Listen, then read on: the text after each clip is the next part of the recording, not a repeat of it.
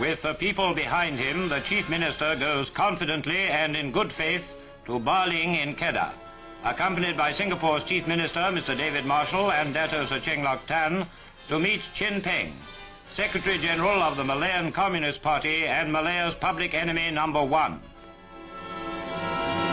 Much as the people of Malaya wish to end the senseless terror of the past, none desires to yield an inch to the men who committed these crimes. They have complete confidence in their elected leader in his efforts to bring peace to Malaya.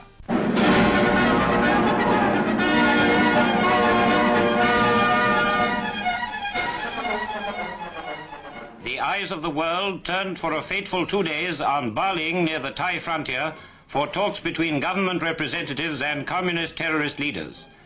As the chief actors in the drama arrived, hopes ran high, not only among the Baling townsfolk, but among all the people of Malaya, that by some miracle the communists would repent of the evil they had done and surrender for the good of the country. The whole town flocks to the school, which has been prepared as the conference room to watch the chief ministers arrive. Tunku Abdul Rahman and Mr. David Marshall are as one in their attitude to communism, supported by Sir Cheng Lok Tan. They are prepared to give the communists a fair hearing in the hopes of a peaceful settlement. The austere conference room waits with a sense of history, while a teacher's house has been prepared to accommodate the communists.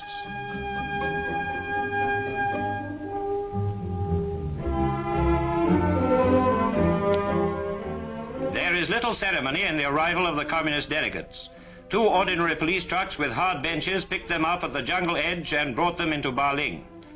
All necks craned for a glimpse of the number one terrorist. There he is, that's him. Chin Peng, directly responsible for a brutal 7-year campaign of murder and terrorism against the ordinary people of Malaya. Propaganda Chief Chen Chan is with him, and also Abdul Rashid bin Maidin, who escaped from the Malacca detention camp in 1951.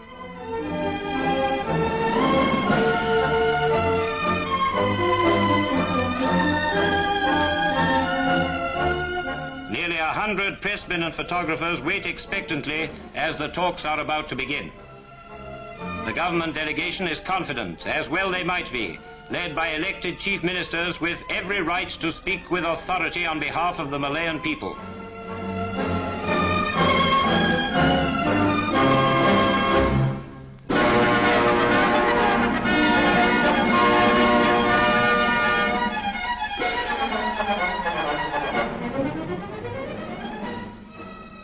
And then the communists, escorted by Mr. John Davis, the famous Force 136 guerrilla leader and former colleague of Chin Peng during the Japanese occupation.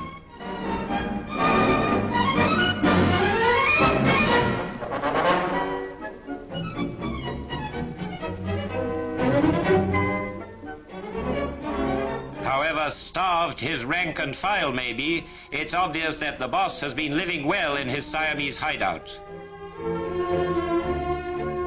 The communists' first demand, as expected, was for recognition of the Malayan Communist Party. This was flatly refused.